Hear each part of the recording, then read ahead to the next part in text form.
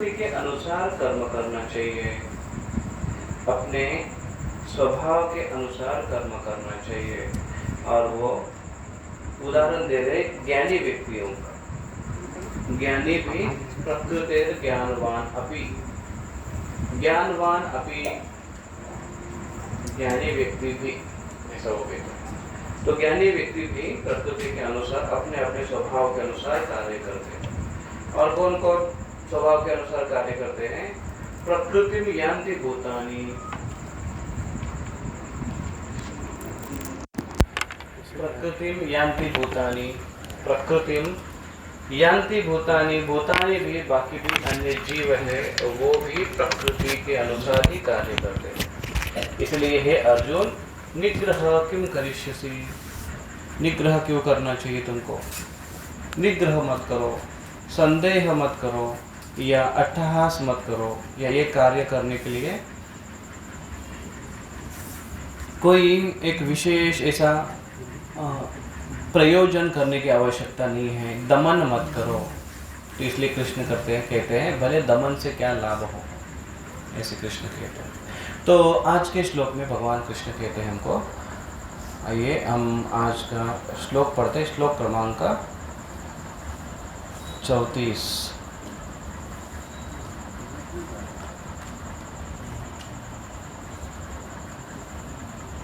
तो सबको इस श्लोक को पढ़ सकते हैं।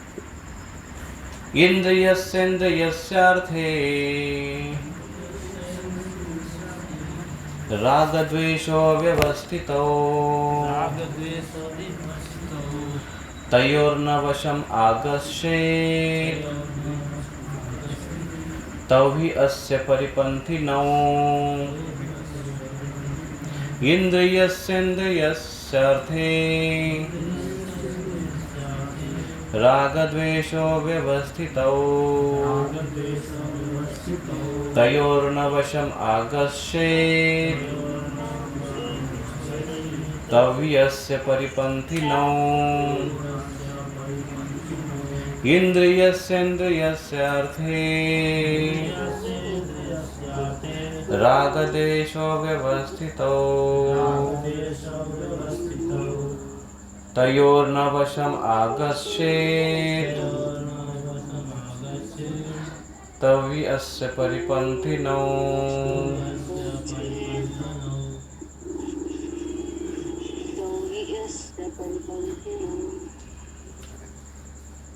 अनुवाद।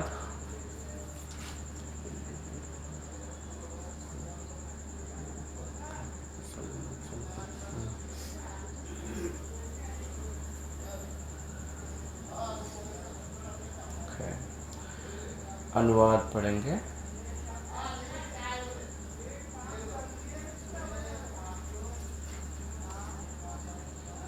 अनुवाद को दोहराइए। प्रत्येक इंद्रिय तथा उसके विषय से संबंधित राग द्वेष को व्यवस्थित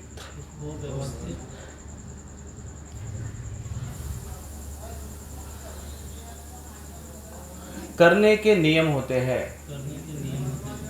मनुष्य को ऐसे राग तथा द्वेष के वशीभूत नहीं होना चाहिए, क्योंकि ये आत्म साक्षात्कार के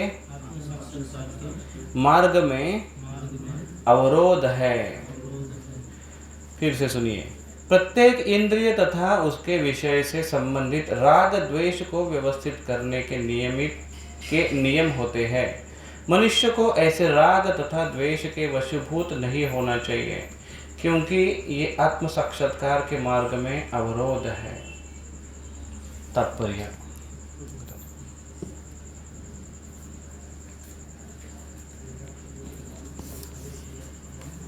जो लोग कृष्ण भावना भावित हैं, वे स्वभाव से भौतिक इंद्रिय तृप्ति में रत होने में झिझकते हैं, किंतु जिन लोगों की ऐसी भावना न हो, उन्हें शास्त्रों के यम नियमों का पालन करना चाहिए। अनियंत्रित इंद्रिय भोग ही भौतिक बंधन का कारण है, किंतु जो शास्त्रों के यम नियमों का पालन करता है वह इंद्रिय विषयों में नहीं फंसता। उदाहरणार्थ, यौन सुख बद्ध जीव के लिए आवश्यक है और विवाह संबंध के अंतर्गत यौन सुख की छूट दी जाती है। शास्त्रीय आदेशों के अनुसार अपनी पत्नी के अतिरिक्त अन्य किसी स्त्री के साथ यौन संबंध वर्जित है। अन्य सभी स्त्रियों को अपनी माता मानना चाहिए, किंतु इन आदेशों के होते हुए भी मनुष्य अन्य स्त्रियों के साथ यौन संबंध स्थापित करना चाहता है। इन प्रवृत्तियों को दमित करना होगा, अन्यथा वे आत्म साक्षात्कार के मार्ग में बाधक होगी। जब तक यह भौतिक शरीर रहता है तब तक शरीर की आवश्यकताओं को यम नियमों के अंतर्गत पूर्ण करने की छूट दी जाती है, किंतु फिर भी हमें ऐसी छूटों के नियंत्रण पर विश्वास नहीं करना चाहिए। मनुष्य को अनासक्त रहकर इन यम नियमों का पालन करना होता है, क्योंकि नियमों के अंतर्गत इंद्रिय तृप्ति का अभ्यास भी उसे पथभ्रष्ट कर सकता है। जिस प्रकार की राजमार्ग तक में दुर्घटना की संभावना बनी रहती है, भले ही इन मार्गों की कितनी ही सावधानी से देखभाल क्यों न की जाए, किंतु इसकी कोई गारंटी नहीं दे सकता कि सबसे सुरक्षित मार्ग पर भी कोई खतरा नहीं होगा। भौतिक संगति के कारण अत्यंत दीर्घ काल से इंद्रिय सुख की भावना कार्य करती रही है, अतः नियमित इंद्रिय भोग के बावजूद भी च्युत होने की हर संभावना बनी रहती है। अतः सभी प्रकार से नियमित इंद्रिय भोग के लिए किसी भी आसक्ति से बचना चाहिए, लेकिन कृष्ण भावनामृत ऐसा है कि इसके प्रति आसक्ति से या सदैव कृष्ण की प्रेमा भक्ति में कार्य करते रहने से सभी प्रकार के इंद्रिय कार्यों से विरक्ति हो जाती है। फिर से सुनिए, लेकिन कृष्ण भावनामृत ऐसा है कि इसके प्रति आसक्ति से या सदैव कृष्ण की प्रेमा भक्ति में कार्य करते रहने से सभी प्रकार के इंद्रिय कार्यों से विरक्ति हो जाती है। अतः मनुष्य को चाहिए कि वह किसी भी अवस्था में कृष्ण भावनामृत से विरक्त होने की चेष्टा न करे। समस्त प्रकार की इंद्रिय आसक्ति से विरक्ति का उद्देश्य अंततः कृष्ण भावनामृत के पद पर आसीन होना है। तो प्रभुपाद जी तात्पर्य में बहुत ही सुंदर इसका अर्थ हमको समझाते हैं और कुछ सतर्कता भी बरतने के लिए कहते हैं कि शास्त्र में कुछ छूट दी जाती है। शास्त्र में कुछ छूट दी जाती है, लेकिन वो छूट कहाँ तक योग्य है और कितने हद तक उसके ऊपर हमको विश्वास रखना चाहिए, इसके ऊपर कृष्ण हमें और प्रभुपाद जी में तात्पर्य में समझाते हैं। तो इस श्लोक का सरासर एक सादा सिंपल अर्थ जो हम देखेंगे अनुवाद के रूप में, वो है इंद्रिय इंद्रियस्यार्थे। इंद्रियस्य मतलब इंद्रियों का, और इंद्रिय अस्य अर्थे इंद्रिय विषयों में। तो इंद्रियों का इंद्रियों के विषयों में राग द्वेषो व्यवस्थित। राग और द्वेष ये दो भावना होती है। द्वेषौ शव इसलिए इस्तेमाल किया है क्योंकि दो है, उभौ मतलब दो, तो राग द्वेषौ व्यवस्थित। व्यवस्थित मतलब नियमों के अधीन। व्यवस्थित का एक अर्थ है सिस्टमेटिक, पद्धतिशील, व्यवस्थित। तो व्यवस्थित के लिए अगर आप अपने बच्चों को कहें कि व्यवस्थित रहो या व्यवस्थित बैठो, कपड़े व्यवस्थित रखो, तो ये नियम आ गए, ये डिसिप्लिन शिस्त आ गई। तो इसलिए नियमों के अधीन, उसका अर्थ ही प्रॉपर ट्रांसलेट करते हैं व्यवस्थितों का, कि नियमों के अधीन रहकर, नियमों से संबंधित। क्योंकि व्यवस्थित रहना है तो नियमों का पालन करना पड़ेगा। अगर नियमों का पालन है मतलब वो शिस्त में है। बेशिस्त व्यक्ति होता है या बच्चे होते हैं तो वो कोई नियमों के अधीन नहीं रहता है, तो व्यवस्थित नहीं है, वो अव्यवस्थित है। तो व्यवस्थित नियमों में रखना है, राग द्वेषों दोनों को किससे? इंद्रियस्य इंद्रियस्यार्थ है, इंद्रियों को इंद्रिय विषयों के साथ राग और द्वेष से। एक तो पहले बात जो बोली है क्या? व्यवस्थित हो, उनको नियम के अनुसार उसको नियमित रखना चाहिए उसको, राग द्वेषों को। तो राग और द्वेष का अर्थ क्या होता है? हम राग का जो अर्थ देखते हैं वो क्या राग का अर्थ है? राग मतलब गुस्सा आता है हमें, उसको राग कहते हैं। लेकिन राग का एक अर्थ है अनुराग, तो आसक्ति है। और द्वेषो मतलब द्वेष, तो द्वेष एक अर्थ से देखेंगे कि यहाँ पर अनासक्ति नहीं कह सकते हैं, क्योंकि अनासक्ति है ये थोड़ा सा एक न्यूट्रल हो जाएगा, मतलब आसक्ति के विरुद्ध है, आसक्त नहीं है वो व्यक्ति, इसलिए उसको अनासक्त कह सकते हैं। लेकिन द्वेषो ये जो शब्द आता है तो दोनों ऐसे दो लाइन में है, दो टोक में है, एक का मुख इधर है, एक का मुख इधर है। आसक्ति राग का मुख इधर है और द्वेषों का मुख इधर है। आसक्ति फिर भी इन बिटवीन है, लेकिन दोनों के अपोजिट है, कंप्लीट अपोजिट है। हमें इससे मुझे याद आ रहा है कि हमें जब बचपन में IQ चेक करने के लिए हमें कोई क्वेश्चन करते थे, तो हमारे बड़े लोग थे उनको क्वेश्चन करते थे। वो कहते थे देखो दो बैल है, आप ध्यान से सुनो इसको। दो बैल है, एक का मुख इधर है, दूसरे का मुख इधर है। एक का मुख इधर है, एक का मुख इधर है, दो बैलों का, और दोनों के बीच में अगर उनको खाना खाने के लिए रखा गमले में, तो कैसे खाएंगे?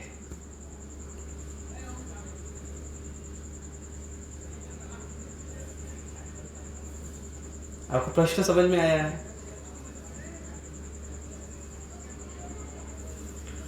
उत्तर आप भले दो न दो, प्रश्न समझ में आया क्या?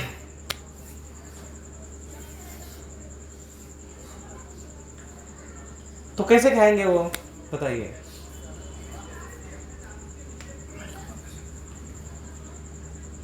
एक का मुख इधर है, एक का मुख इधर है, तो यहाँ पर बताते हैं ना कि राग द्वेषो इंद्रियस्य इंद्रियस्यार्थे। राग द्वेषो, एक का मुख यहाँ पर है, इस साइड में इधर है, एक का मुख इस साइड में है, तो कैसे खाओगे?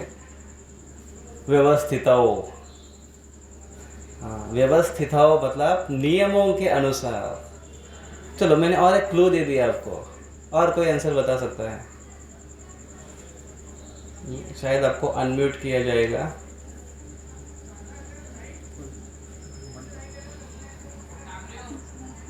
सबको अनम्यूट किया है, आप आपको अपने आप को अनम्यूट करके कह सकते हैं, या पेपर पेन लेकर आप उसमें लिखकर ड्राइंग निकाल कर बैल का एरो करके बता सकते हैं। हरी बोल। यस, दोनों ही नहीं खा पाएंगे, कोई भी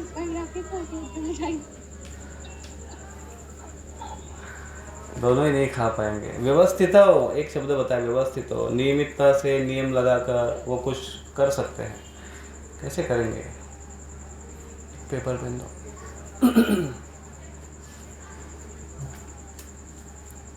कोई कहना चाहेगा?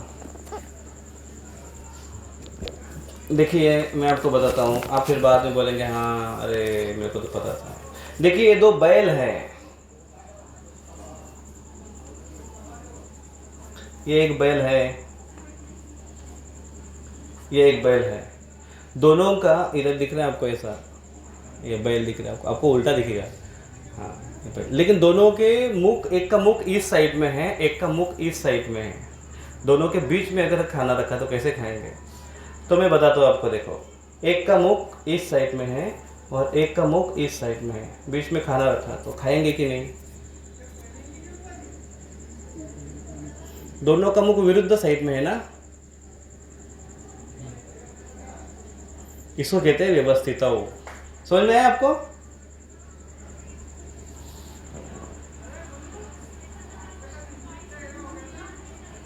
कौस पढ़े?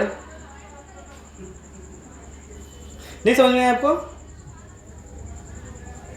एक का मुख, ये देखिए, एक का मुख मैंने बोला ना, एक का मुख इस साइड में है, एक का मुख इस साइड में है, तो एक इसका मुख इस साइड में, इसका मुख इस साइड में, बीच में खाना रखा तो नहीं खाएंगे।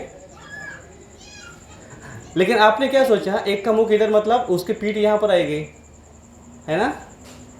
इसलिए मैंने कहा था व्यवस्थित हो, समझ में आपको, व्यवस्थित हो। तो व्यवस्थित हो, व्यवस्थित उनको खड़ा रहने के लिए कहा था। आप जो कह रहे थे वो अव्यवस्थित हो, आप खड़ा कर रहे थे उनको, इसलिए वो खा नहीं पाएंगे। हाँ, व्यवस्थित हो। तो कहने का अर्थ ऐसे है, राग और द्वेष इंद्रियों को, तो ये समझना है कि इंद्रियों का, इंद्रियों के विषयों के साथ राग होता है और द्वेष होता है। राग मतलब बड़ी आसक्ति होती है, द्वेष मतलब विरुद्ध उसका, द्वेष मतलब पूरी तरह से अपोजिट, उसके प्रति घृणा करना, उस व्यक्ति के प्रति द्वेष करना। एक तो बहुत आसक्ति, उसके बिना रह नहीं सकते हैं, एक तो बहुत घृणा करना कि उसका विचार भी मन में आए, तो उसको मराठी में कहते हैं मळमळ होने, मळमळ होने। बहुत ज़्यादा अगर खा लिया है ना, तो अन्न के बारे में स्मरण भी करेंगे तो आपको लगता है अरे अभी मत निकालो उसका विषय, नहीं तो मुझे उल्टी होने आ रही है। तो कभी कभी ऐसे होता है, एक भक्तों का दूसरे भक्तों के साथ ऐसे व्यवहार होता है कि इतने द्वेष पराकाष्ठा में चला जाता है कि उसका स्मरण कर कर हमें मळमळ होने लगती है, उल्टी के जैसे हमें होने लगता है। इसको कहते हैं द्वेष। तो राग और द्वेष ये इंद्रियों में प्रवृत्ति, ये भावनाएं रहती है। भौतिक जगत में इंद्रियों में राग और द्वेष की भावना हमेशा बनी रहती है। एक तो अगर वो बहुत अच्छा लगा तो उसके प्रति आसक्ति, अगर वो बहुत बुरा लगा तो उसके प्रति अनासक्ति। तो 5 हमारी इंद्रिय हैं। हाँ, आप अगर फटाफट बोलेंगे तो हम आगे बढ़ेंगे जल्दी से। 5 हमारी इंद्रिय हैं, आँख, नाक, कान, त्वचा, जिह्वा, ये हमारे 5 ज्ञानेंद्रिय है। इनके विषय है हर एक इंद्रियों के, उसके प्रति आसक्ति और अनासक्ति होती है। जिह्वा के बारे में अगर कहें तो जिह्वा हमें टेस्ट करती है, तो जो मधुर खाने में है उसके प्रति आसक्ति हो जाएगी। लेकिन जो खाने के लिए मधुर नहीं है, कड़वा है, या और कुछ शब्द इस्तेमाल कर सकते हैं उसको, जो आपको पसंद नहीं, ऐसे अगर तुरट, पंचट, तो उसके प्रति द्वेष हो जाएगा। जिह्वा का इस प्रकार से, स्मेल का भी उसी प्रकार से है। बदबू आ रही है तो अरे नहीं, सुगंध आए तो अनंत का फूल है, पारिजात का फूल है, ठीक है। और उसी प्रकार से आँखों के लिए कोई सुंदर रूप अगर देखने को मिल रहा है, निसर्ग का दृश्य देखने को मिल रहा है, ताप्ती किनारे अगर जाए और ताप्ती नदी बह रही है, अगर अभी जैसे बह रही है वैसे, तो आप देखेंगे तो आपको लगेगा वाह, हाँ कितना सुंदर।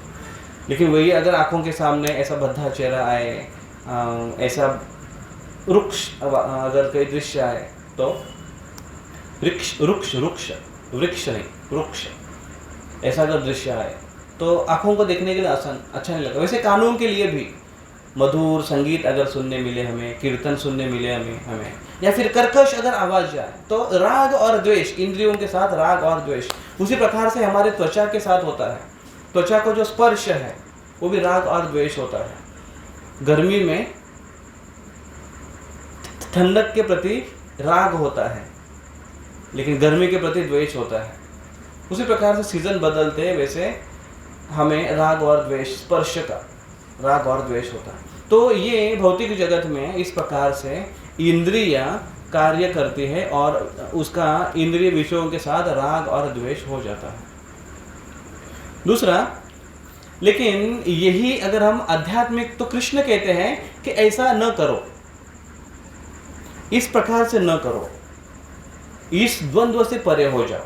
तो भौतिक जगत में ये प्रवृत्ति है, ये वातावरण है, और इसलिए इंद्रियों के साथ ये घटनाएं होगी, डेफिनेटली होगी, 100% होगी। फिर भी कृष्ण बोल रहे हैं कि ऐसा नहीं होना चाहिए। तो उसको कैसे करें? परिस्थिति वैसी है, लेकिन फिर भी उसको बनाए कैसे रखें, नियंत्रित कैसे करें? तो वो नियंत्रित करने के लिए व्यवस्थित हो, उसको नियम लगाने के लिए कह रहे हैं। नियम लगाकर उसको तयोर न वशम आगश्चेत तब ही अस्य परिपंथिनो, उनको नियमों के द्वारा उसको नियंत्रित करने की हमको कोशिश करनी चाहिए। तब तक कोशिश करनी चाहिए जब तक हमारी इंद्रियों को राग द्वेष के परे जाए। तो राग द्वेष के परे कौन सा वातावरण है? वो वैकुंठ का वातावरण है। हमने श्रीमद् भागवतम क्लास में चर्चा की थी कि वैकुंठ में ऐसा वातावरण है। वैकुंठ में क्या वातावरण है कि सारे इंद्रियों के लिए केवल राग ही राग है, वहां पर द्वेष नहीं है। कोई भी इंद्रियों के लिए, कान के लिए मधुर संगीत है, वहां पर कीर्तन चल रहा है 24 घंटे, भगवान की बांसुरी का आवाज आ रहा है आध्यात्मिक धाम में। उसी प्रकार से आंखों को देखने के लिए सुंदर दृश्य है, नाकों के लिए सुंदर है, जिह्वा के लिए सुंदर है। सब प्रकार से राग निर्माण करने वाले सारे वस्तुएं, सारे इंद्रिय विषय है, द्वेष नहीं है वहां पर। तो आध्यात्मिक जगत में राग निर्माण करने वाले सारे इंद्रिय है, भौतिक जगत में राग और द्वेष निर्माण करने वाले इंद्रिय विषय है। तो हमें उसको नियंत्रित कर कर, संयमित कर कर हमें उस स्तर पर आने की कोशिश करनी चाहिए जहाँ तक हमारी इंद्रिय शुद्ध हो, और फिर वो इंद्रिय उस द्वंद्व से परे जाकर वो एक जगह पर स्थित हो जाए, राग ये स्तर पर स्थित हो जाए। प्रभुपाद जी तात्पर्य में ये लिखते हैं कि तब तक हमें नियमित रूप से उसको नियम लगाकर हमें उस नियमों का पालन करते हुए इंद्रियों को संयमित करना चाहिए। तो नियमों का पालन कर कर इंद्रियों को संयमित कैसे करने के लिए कहते हैं प्रभुपाद जी? प्रभुपाद जी कहते हैं तो इंद्रियों को नियमित करो, तो उसको लिए वो उदाहरण देते हैं, विशेष कर यौन जीवन के प्रति उसके लिए वो उदाहरण देते हैं। लेकिन अन्य हर प्रकार के इंद्रियों के विषयों का साथ जो संबंध है उसको हर एक के लिए हम नियम ये लगाएंगे। तो प्रभुपाद जी एक सुंदर एक लाइन कहते हैं कि जब तक हम इस भौतिक शरीर में हैं और इंद्रियों के साथ हमारा संबंध है, तब तक हमें इंद्रिय विषयों के साथ संपर्क आएगा और उसकी आवश्यकता पड़ेगी। जैसे जिह्वा है तो जिह्वाओं को खाद्य पदार्थों की आवश्यकता पड़ेगी, आँख है तो उसको रूप की आवश्यकता पड़ेगी, देखने की आवश्यकता हमको पड़ेगी।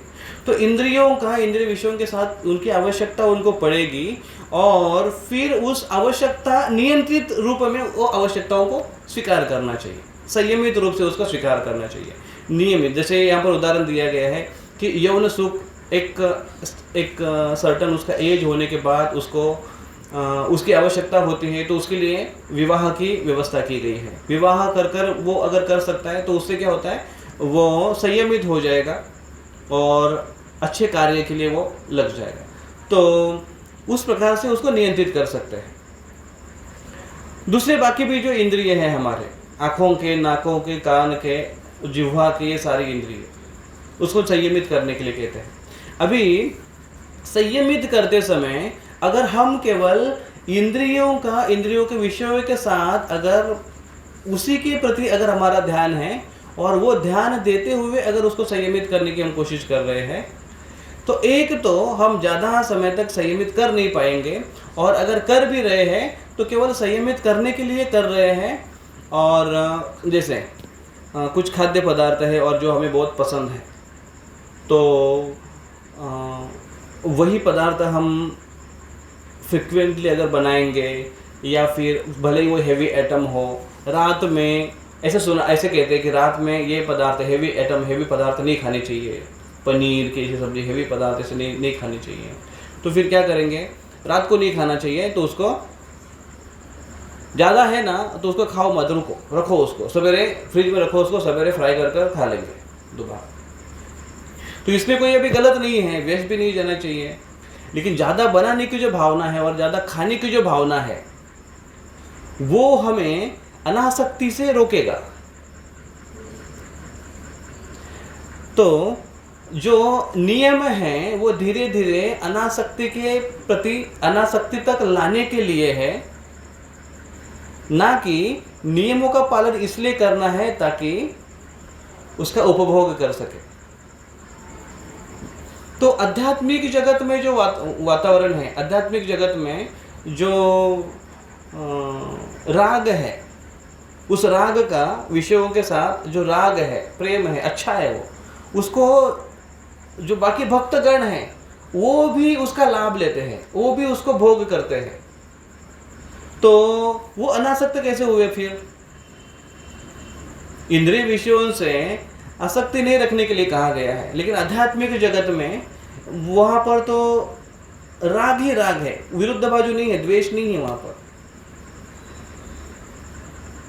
तो आध्यात्मिक जगत में और भौतिक जगत में ये फर्क बताया गया है कि आध्यात्मिक जगत में एक ही केवल भोक्ता है, वो है भगवान, और बाकी जो जीव है वो उपभोक्ता है। हम यहाँ पर कॉमनली शब्द इस्तेमाल करते हैं ना कि उपभोक्ता।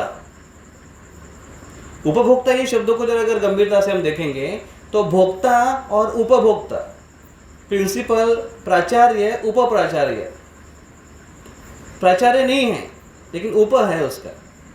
वैसे भोक्ता और उपभोक्ता, वो मूल भोक्ता नहीं है, वो उपभोक्ता है। उपभोक्ता का अर्थ है जो मूल भोक्ता है उनके बिहाफ या फिर उनका उच्चिष्ट या उनके सेवा में वो उसके इस्तेमाल कर रहा है। तो संगीत कृष्ण को प्रिय है, कृष्ण को पसंद है कीर्तन करना, सुनना, तो इसलिए वो कीर्तन करेगा और कीर्तन करते हुए खुद भी उसका लाभ लेगा क्योंकि खुद को भी आनंद होता है। लेकिन मूल कारण है कृष्ण को आनंदित करना। तो मूल भोक्ता कृष्ण है, लेकिन कृष्ण को भोग देते देते खुद को भी आनंद आता है, इसलिए उपभोक्ता। भौतिक जगत में कोई वस्तु का अगर हम भोग करना चाहते हैं तो हम केवल नाम के लिए अगर बोलते हैं उपभोक्ता, लेकिन वास्तविक उपभोक्ता नहीं होता है वो। पूरी तरह से भोक्ता हम खुद ही होते हैं। इसलिए यहाँ पर प्रैक्टिस क्या है, राग द्वेषों के लिए यहाँ पर प्रैक्टिस है, जो भी खाना है पहले अर्पण करो, भगवान को भोग लगाओ, शुद्ध कर कर तुलसी रखकर भगवान को अर्पण करो, उसके बाद फिर उसको ग्रहण करो। अभी ये करने के पीछे उद्देश्य ये है कि एक तो हमारी कृतज्ञता भगवान के प्रति है, दूसरी महत्वपूर्ण यह है कि जो भी चीज़ है इदम न मम, इदम न मम, ये मेरा नहीं है ना। ब्राह्मण जब पूजा करवाता है तो हमसे बार बार बुलवाता है ना, ये माँ बोलो इदम न मम, इदम न मम। हम बोलते जाते इदम न मम, इदम न मम, लेकिन पता है आपसे क्या बुलवा रहे हैं वो, ये सब आपका नहीं है। आप जो अभी घर का गृह प्रवेश कर रहे हैं, इदम न मम आपका नहीं, वो किसका है, भगवान का है। भगवान उसमें केंद्र बिंदु होने चाहिए, इदम न मम। लेकिन हम, हमारे इदम न मम पूजा हो गया, भट्ट जी को दक्षिणा दे दिया, पुजारी चले गए, इदम न मम। हम भगवान को भोग लगा रहे हैं, भगवान ये आपके लिए है, आप इसको उपभोग करो, आप इसका एंजॉय करो। अभी आपने खाया है, अभी हमारे शरीर की आवश्यकता है, इसलिए हम इसको ग्रहण करेंगे। हमारे शरीर की आवश्यकता है, अन्नात् भवन्ति भूतानि, अन्न के बिना भूत जिंदा नहीं रह सकता है। भूत मतलब प्राणी मात्र, सारे जीव जीवित नहीं रह सकते हैं, इसलिए अन्न की आवश्यकता है। लेकिन पहले कृष्ण को अर्पण करो। तो एक है कृतज्ञता, लेकिन दूसरा अनासक्ति की भावना है। लेकिन इसकी शुरुआत कहाँ से होती है भगवान को भोग लगाने की? क्या खाना है आज? आज हमको आइसक्रीम। तो कौन से फ्लेवर की आइसक्रीम चाहिए? चिक्कू की फ्लेवर की चाहिए, पाइनएप्पल की चाहिए, हाँ अग्रवाल माता जी, या हमारे माता जी बहुत सुंदर आइसक्रीम बनाती है, या और कौन से फ्लेवर रहते हैं? चिक्कू फ्लेवर रहते हैं। माता जी ने मुरलीधर के लिए सुंदर आइसक्रीम बना के दी थी, चिक्कू फ्लेवर की आइसक्रीम बना के दी थी, पाइनएप्पल फ्लेवर की आइसक्रीम बना के दी थी, और कौन सा आम का भी दिया क्या? आम के फ्लेवर की भी आइसक्रीम बना के दी थी। हाँ, मैं इसलिए पूछ रहा हूँ क्योंकि कभी कभी मुझे मिलती नहीं है ना, तो पता नहीं चलता मुझे। तो भगवान को उसको भोग लगाना, जो भी है भगवान को हम भोग लगाते हैं, जो भी अच्छा हमको अच्छा लगता है। शुरुआत कैसे होती है? क्या खाना है? आइसक्रीम। क्या खाना है? पिज्ज़ा। ओके, पिज्ज़ा बनाओ, भगवान को अर्पण करो। और क्या खाना है? जो भी हमको खाना है हम उसको बनाकर भगवान को अर्पण कर कर ग्रहण करते हैं। तो मैंने देखा ऐसे एक घर में, अभी सब घर में माता पिता अगर भक्त है तो बच्चे भी अनायास भक्त हो सकते हैं, ऐसे बोलना पड़ेगा अभी, क्योंकि हर जगह नहीं होते हैं। तो उनके घर का वातावरण अच्छा था, सब लोग भक्त थे। तो उनका एक छोटा सा लड़का था और उसको ऑफरिंग करना आता था। तो गया उधर, भोग लगाया, भगवान को, जगन्नाथ जी को भोग लगाया उसने। भोग लगाया, घंटी बजाई, मंत्र पढ़े, बाहर आकर खड़ा हो गया। 10 मिनट खड़ा रहने के लिए बोला है, तो 10 मिनट खड़ा रह गए, उधर बैठा है। बैठे बैठे वो अकेला ही क्या बड़बड़ कर रहे हैं पता है क्या? जगन्नाथ जी जल्दी जल्दी खाओ, हमें भी भूख लगी है। और ऐसे ऐसे बोल रहे हैं उधर, जल्दी जल्दी खाओ। और फिर जय जगन्नाथ ऐसे करते करते बोला जल्दी जल्दी खाओ, हमें भी भूख लगी है। फिर देखता है वो, हाँ टाइम हो गया, गया अंदर, घंटी बजाया, निकाल कर लेकर आया, ऑफरिंग किया, फिर बैठा खाने के लिए। तो अभी ये बच्चे की भावना, ये अच्छी भावना है, क्योंकि कम से कम इस उम्र में इतनी अच्छी तो भावना है उसकी, सिखाया है उसको इतना सारा अच्छा। लेकिन जनरली कैसे होता है कि हमारे भी, क्योंकि प्रसाद की हमें बहुत आवश्यकता है, लेकिन फिर भी वो खाद्य पदार्थ के प्रति अगर हमारी आसक्ति वैसे के वैसे बनी रही तो पर्पज सॉल्व नहीं हुआ। तो राग द्वेष में अटक रहे हैं हम, राग द्वेष में अटक रहे हैं हम। इंद्रियों के विषयों के साथ नियम का देना इसलिए है कि धीरे धीरे अनासक्ति की तरफ बढ़े। लेकिन जनरली क्या होता है कि नियम केवल नियम के रूप में रह जाता है और आसक्ति ऐसे ही बनी रह जाती है और व्यक्ति उसमें अटक जाता है। और इसलिए प्रभुपाद जी कहते हैं कि केवल उसी के प्रति निर्भर नहीं रहना चाहिए। देखो बहुत सुंदर लाइन है, इसको मैं पढ़ता हूं फिर से।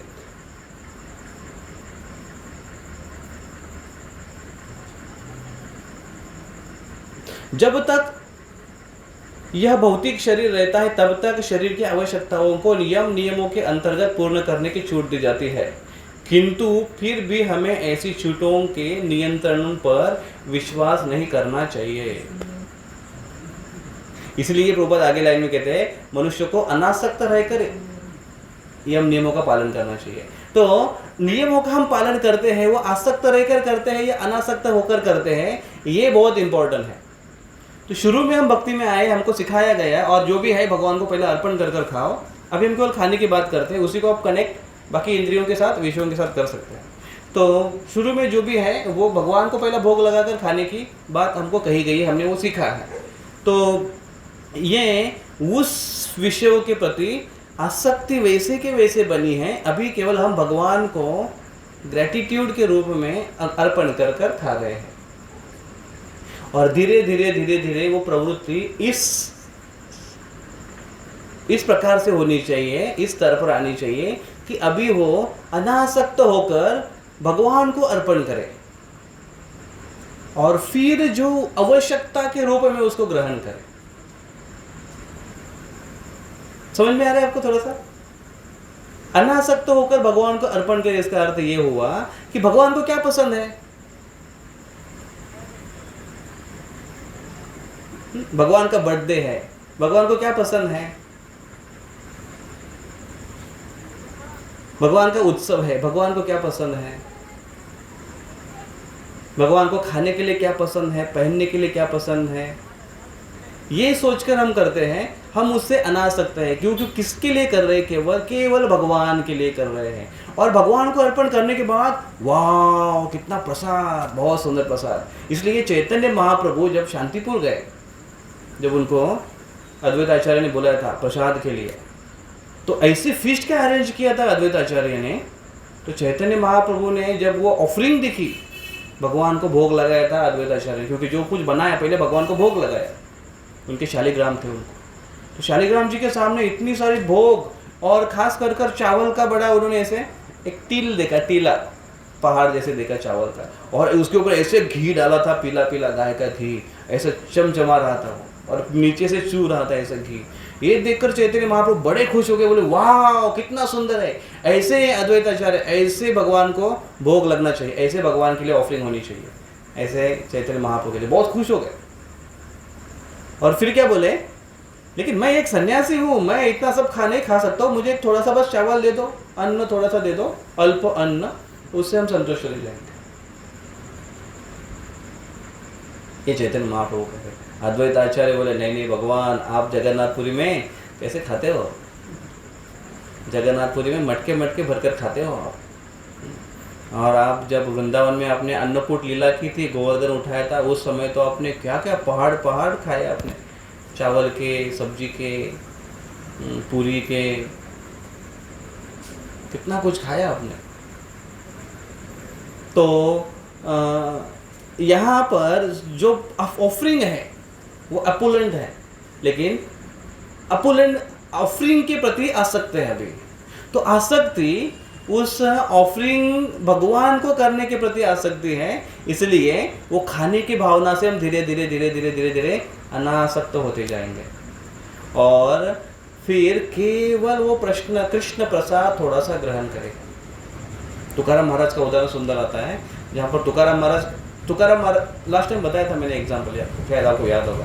तुकाराम महाराज की जो पत्नी है आवली, उनके भाई मेहमान के रूप में उनके घर पर आए थे, तुकाराम महाराज के घर पर आए थे। तुकाराम महाराज के कौन हुए वो? हाँ, साले साहब ना, शालक बोलते हैं इधर भुसावल में। शालक इसलिए बोलते हैं क्योंकि साला बोलना अच्छा नहीं लगता है उनको, साला बोले साला क्या बोलते, शालक। तो शालक उनके आए और उन्होंने तुकाराम महाराज की पत्नी ने बड़ा अच्छा व्यंजन तैयार किया, खाने के लिए बैठे, दोनों को परस रही है। खाकर उठे तुकाराम महाराज, उनके भाई भी उठ गए। फिर बाद में तुकाराम महाराज की पत्नी जब खाने के लिए बैठी तो उन्होंने देखा, अरे ये क्या, किसी में नमक ही नहीं डाला, बिना नमक का मेरे भाई को खिलाया, आपने बोला नहीं, पति को डांट रही है वो, आप हमेशा ऐसे करते हैं और ऐसा। तो तुकाराम महाराज को डांटने लगी वो, तुमने बताया क्यों नहीं मुझे कि बिना मेरे भाई को बिना नमक, अभी भाई तो मेहमान नहीं कर बोला नहीं उसने। तो तुकाराम महाराज कहते हैं कि हम क्या खाते हैं उसका हमें भी पता नहीं रहता है। जो भी हम ग्रहण करते हैं वो केवल यज्ञ के रूप में ग्रहण करते हैं। यज्ञ के रूप में कैसे? उदर भरण नव्हे जानीजे यज्ञ कर्म, ऐसे प्रार्थना आती है वारकरी में, ऐसे प्रार्थना बोलते हैं। यज्ञ कर्म है ये भगवान को अर्पण करने, भोग लगने के बाद ये हम अपने शरीर को जीवित रखने के लिए कर रहे हैं, जिससे भगवान की हम सेवा करने वाले हैं। तो ये जो है वो इंद्रियों के विषयों के प्रति अनासक्ति है, ग्रहण कर रहे हैं लेकिन अनासक्ति के रूप में, आवश्यकता है इसलिए। उसी प्रकार से हर इंद्रिय भूखे पेट भजन ना होए गोपाला। हमें फास्टिंग है, काफ़ी बार ऐसे होता है, पाया गया है, निर्जल उपवास आप सबने किया है, एकादशी फास्टिंग आप करते हैं। फास्टिंग के दूसरे दिन थोड़ा सा वीकनेस हमको महसूस होता है, तो उस दिन इतना अच्छे से सेवा नहीं कर पाते। जिस दिन निर्जल है उस दिन और सेवा करना थोड़ा कठिन हो जाता है, तो वो दिन ठीक है, मान लिया, अगले दिन उसकी कसर निकालनी है हमको। तो अगले दिन तो फिर अगर हम अन्न के प्रति अनासक्त रहें या उससे कम ही उसको स्वीकार करें तो हम सेवा नहीं कर पाएंगे कृष्ण की, क्योंकि शरीर हमारा वीक हो जाएगा, क्योंकि अन्न की हमें आवश्यकता है। तो वो आवश्यकता के रूप में अगर अन्न को ग्रहण करेंगे तो कृष्ण वही कहते हैं, आवश्यकता के रूप में, प्रभुपाद जी तात्पर्य में वही कहते हैं, अनासक्त के रूप में उसको स्वीकार करो।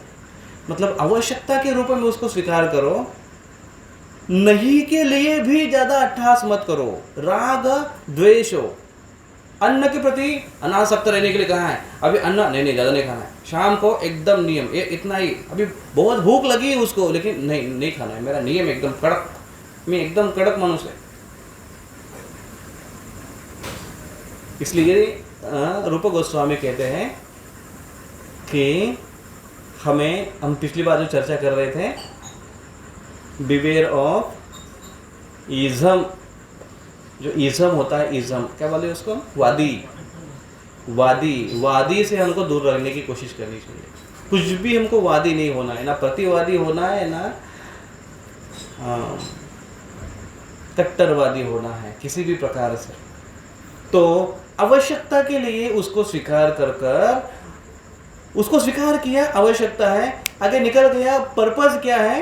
भगवान की सेवा बहुत अच्छे से होनी चाहिए। नाम जप करने में तकलीफ हो रही है, और अगर समझो कभी कभी कुछ भक्तों को ऐसे समस्या होती है, शरीर की कुछ समस्या होती है, कुछ व्याधि होती है, तो अगर हम नियम को पक्का पकड़ के रखें, हाँ जन्माष्टमी फेस्टिवल आ रहा है लेकिन निर्जल करना है, कृष्ण के काना का निर्जल करना है, लेकिन जो सेवा दी है वो हो नहीं पा रही है, तो क्या नहीं, लेकिन निर्जल करना है, साल में एक बार आते हैं, लेकिन सेवा करना इंपॉर्टेंट है। तो उस समय हमको अनासक्त होकर अगर उसको ग्रहण करेंगे तो यज्ञ में आहुति डालने के बराबर है।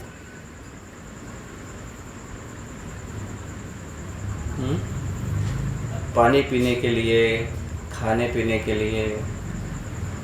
उसी प्रकार से नासिका से जो सूंघते हैं, आँखों से जो देखते हैं, कानों से जो सुनते हैं, त्वचा से जो स्पर्श करते हैं, हर प्रकार का इंद्रिय का सुख या इंद्रियों की आवश्यकता, हम अननेसेसरी अगर उसको डिनायल में जाएंगे, नहीं करना है पक्का एकदम अपने आप को एकदम स्ट्रिक्ट कर, जिसके कारण मन विचलित हो रहा है और भगवान की सेवा ठीक से नहीं कर पा रही है, तो वो द्वेष में आ गया वो फिर। तो जितना है आवश्यकता है स्वीकार करो, उसको अनासक्त रूप में स्वीकार करो, भगवान की सेवा है, इसको फोकस में रखो और आगे बढ़ने की हमको कोशिश करनी चाहिए। कृष्ण इस श्लोक में यही बता रहे हैं, इंद्रियस्येन्द्रियस्यार्थे राग द्वेषो व्यवस्थितौ,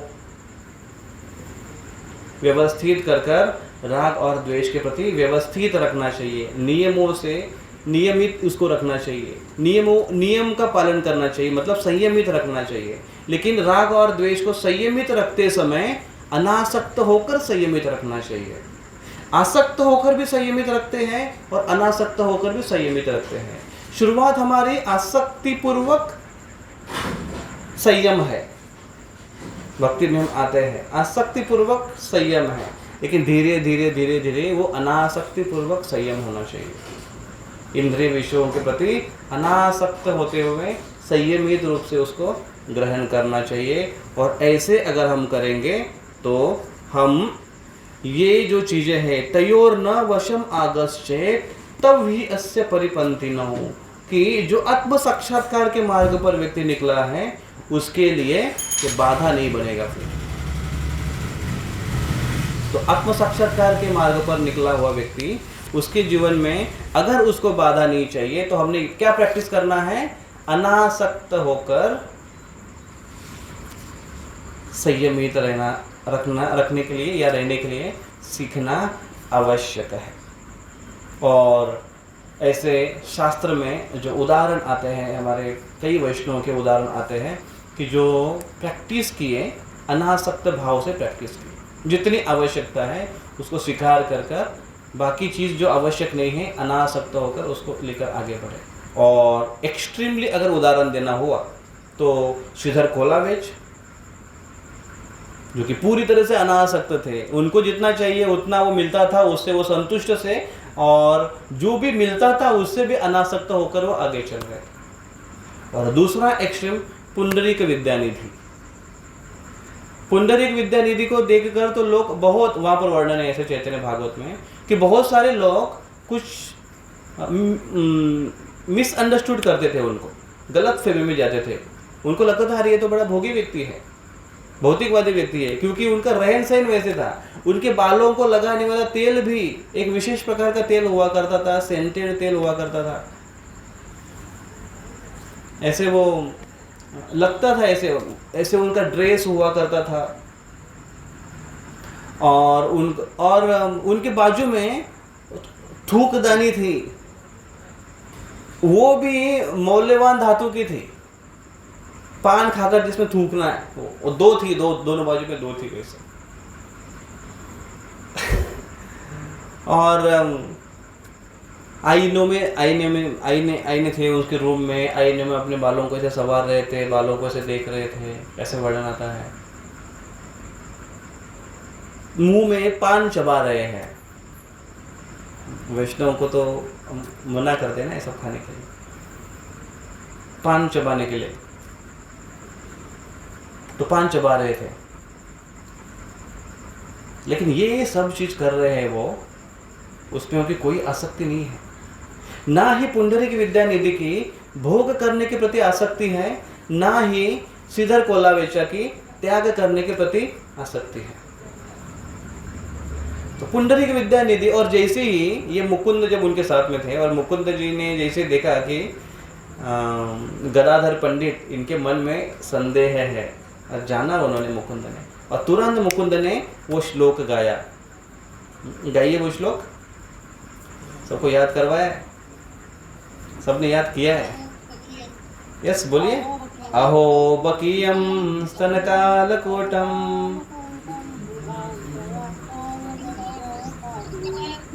लेभे गतिम धात्री उचिताम तत्वन्यात् कम वा दयालुम शरणम व्रजेम। कम वा दयालुम शरणम व्रजेम। अरे कौन दयालु हो सकता है इसके जैसा, इस व्यक्ति के जैसा? कौन ये दयालु? कृष्ण है। क्या किया? जिनको मारने के लिए आई थी पूतना, स्तन में जहर लगाकर उनका उद्धार किया कृष्ण ने, और उनको क्या स्थान दिया? धात्री उचिताम तत्वन्य, धात्री का स्थान दिया उनको, माँ का दर्जा दिया, दाई का स्थान दिया आध्यात्मिक जगत में। मुक्त भी किया भौतिक जगत से, और आध्यात्मिक जगत में दाई का, माँ का स्थान दिया उनको शाश्वत काल के लिए। इससे बड़ा दयालु व्यक्ति कौन हो सकता है इस जगत में? ये जब गाया, पुंडलिक विद्यानिधि जैसी बात, एक शब्द सुने तो उनके मुख से बोल बोल, ये जो हम कीर्तन में बोलते हैं ना, हरि बोल हरि बोल, ये चैतन्य महाप्रभु बोलते थे ऐसे, बोल बोल हरि बोल बोल बोल। तो बोलेंगे बोल बोल और बोल और बोल और बोल, और कृष्ण की कथा करो। और वो जो सात्विक, अष्ट सात्विक विकारों में जब आ गए, एक्सटेसी में जब आ गए, तो सब चीज़ उन्होंने तहस नहस कर दिया, सब इधर उधर सब फेंकने लगे। वो अनकॉन्शियसली ये सब कर रहे थे, अनकॉन्शियसली ये शब्द एक्चुअली ठीक नहीं है, लेकिन वो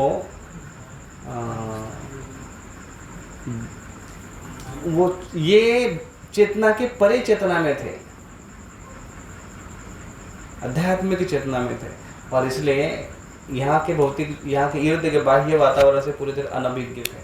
और उनके जो सर्वेंट हैं पुंडलिक विद्यानिधि के हैं, वो भागे भागे आए, और जो चीज़ बच सकती है वहाँ से वो उठा उठा कर लेकर जा रहे हैं उस रूम से बाहर, ताकि कुछ बचे नहीं। तो कुछ बचने वाला नहीं था, सब तहस नहस हो रहा था वहाँ पर। तो दो एक्सट्रीम एग्जाम्पल हम देख रहे हैं कि अनासक्त होकर इंद्रिय संयम,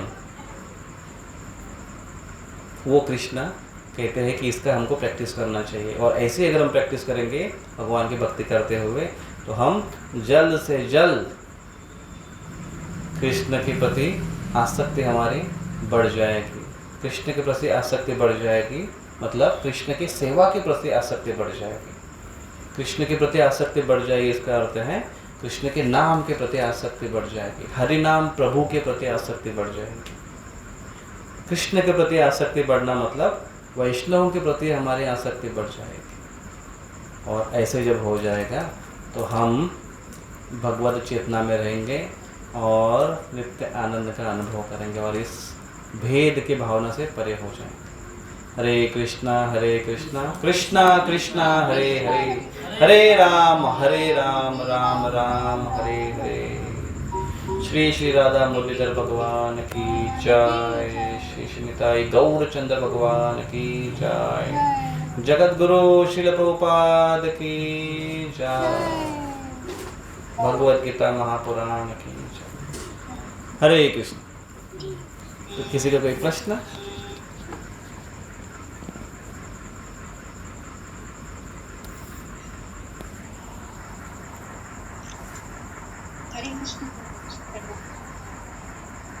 यस, हरे कृष्ण। प्रभु जी, जैसे हमने यहाँ पे सीखा कि नियम जरूरी है, लेकिन हमने कट्टरवादी नहीं करना है। तो नव साधक के लिए तो नियम बहुत जरूरी रहते हैं। जैसे हम लोग हैं नव साधक, तो हमें जैसे नियमित रूप से 4 चीज़ करना चाहिए, 4 चीज़ नहीं करना चाहिए। तो अगर हम कट्टर नहीं रहेंगे शुरू में नव साधक के लिए, तो जैसे मन तो बहुत चंचल रहता है, जैसे हम पूरी इजीली डिस्ट्रैक्ट करते, जैसे सवेरे चैंटिंग होना ही है, हमें मोबाइल को हाथ में लगाना है कि या रिस्पॉन्ड नहीं करना है। तो अगर जल्दी जल्दी करेंगे तो हम उसमें फंस जाते, फिर हमारा जो नियम है वो शिथिल हो जाता है। तो हमने नव साधक के लिए कैसा करना चाहिए नियम के लिए, और कट्टरवादी भी ना होंगे,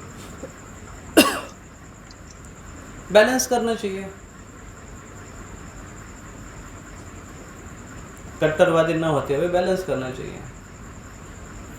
अगर आप स्पेसिफिकली कोई फील्ड के बारे में अगर बताएंगे, कोई उदाहरण देकर अगर बताएंगे, तो फिर मैं उसमें बताऊंगा कि उसमें कैसे करना चाहिए। अगर आप इन जनरली अगर पूछ रहे हैं कि हमको शुरू में तो नियम के लिए हमको थोड़ा सतर्क होना चाहिए, तो ऑफकोर्स होना चाहिए, सतर्क हमको होना चाहिए, लेकिन हमको कट्टर नहीं होना चाहिए, क्योंकि वो ज़्यादा समय तक वो चलता नहीं है कट्टर। तो सतर्क होना और जिसको हम अलर्ट कहें, अलर्ट होना, ये कट्टरता नहीं है।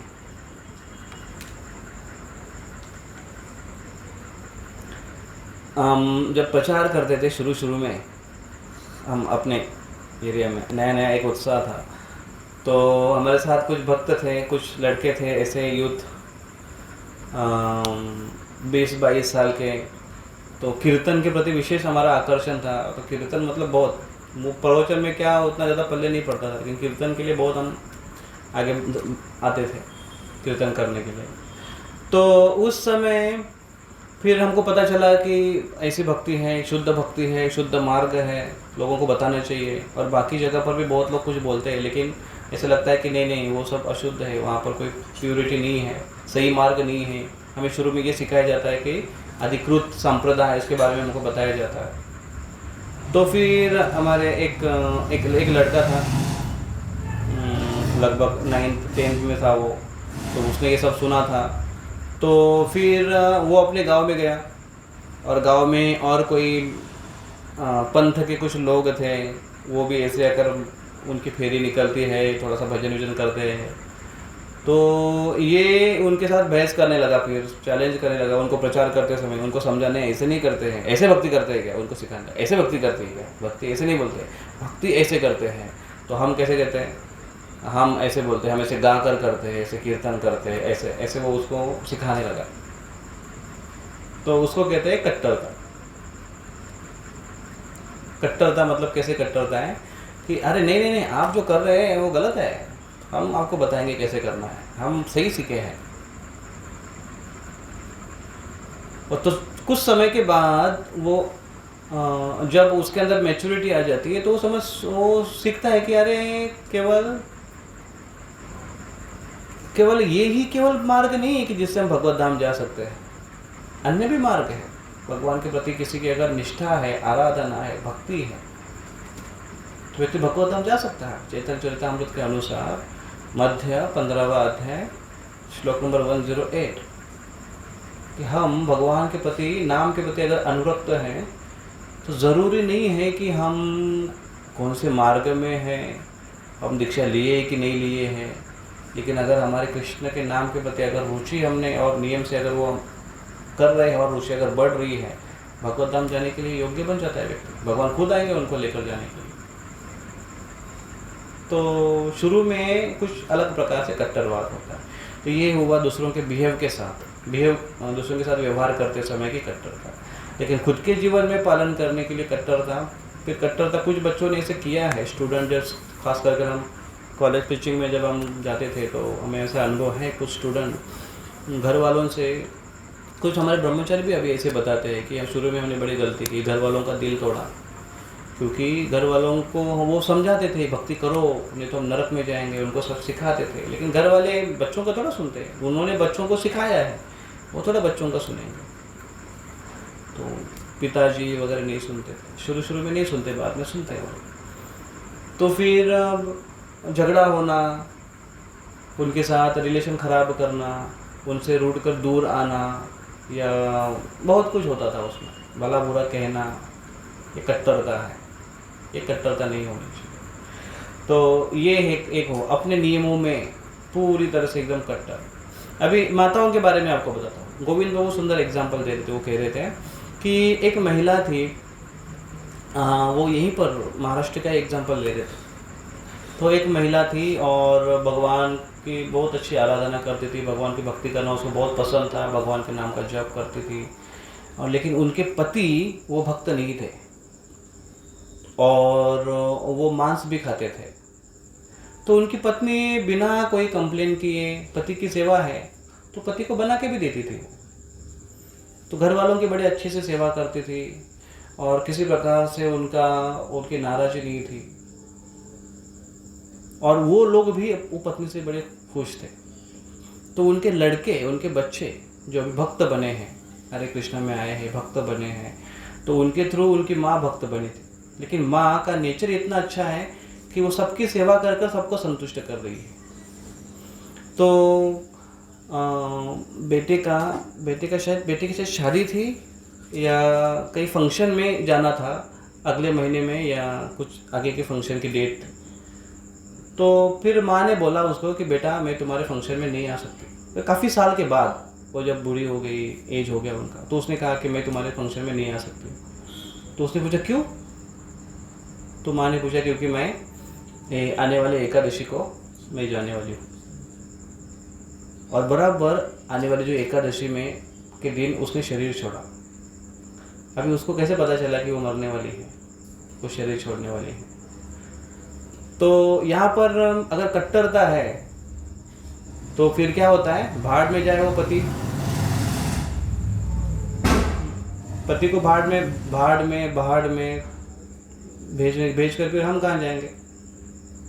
तो ये भावना कतिपय अच्छी नहीं है। शास्त्र इसके विरुद्ध है। जो आपकी सेवा है वो आपको करना है। हाँ, उस सेवा से किसी को संतुष्ट कर कर किसी का हृदय परिवर्तन अगर हो सके या अगर हम करें तो अच्छी बात है, अगर नहीं तो उनकी उस प्रकार से सेवा करनी चाहिए। तो यहाँ पर वो कट्टर रह सकती थी, लेकिन वो कट्टर नहीं रही, भगवान की आराधना कर कर भगवत धाम चली गई। फ्लेक्सिबिलिटी। तो नियमों का पालन हमको शुरू में क्या अंत में भी करना है, लेकिन सतर्कता के साथ, बिना नियमों को तोड़े हुए। भगवान के नाम का जप करने के प्रति अगर उसके बारे में कहें तो जप की निर्धारित माला है, उसको बोलते हैं दृढ़ निश्चय। तो दृढ़ निश्चय और कट्टरता, इसमें अंतर है। दृढ़ निश्चय मतलब मैंने कुछ निर्णय लिया है, कुछ मैंने प्रतिज्ञा ली है, नहीं मुझे करना है, वो मेरा दृढ़ निश्चय है, वो मेरी वाव्स है, उसमें कट्टरता का सवाल नहीं आता है। ठीक है, व्यवहारिक है, उसको हम समझ सकते हैं व्यवहार के रूप में। और कोई प्रश्न है किसी का?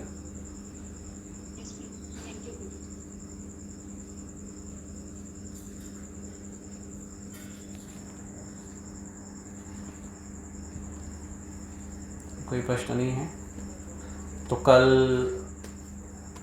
उपस्थित रहिए बहुत सारे प्रश्नों के साथ और बहुत सारे उत्तरों के साथ हमारे भक्ति वृक्ष कॉमन भक्ति वृक्ष कार्यक्रम में, जैसे पिछली बार हुआ था। ज़्यादा से ज़्यादा संख्या में और सारे ग्रुप के सारे मेंबर्स को आप इनवाइट करिए उस कार्यक्रम में। शाम को 7 बजे होगा कल। हरे कृष्णा। जगत गुरु शिल प्रभुपाद की जय। निताई गौर प्रेमानंदे। हरि हरि बोल।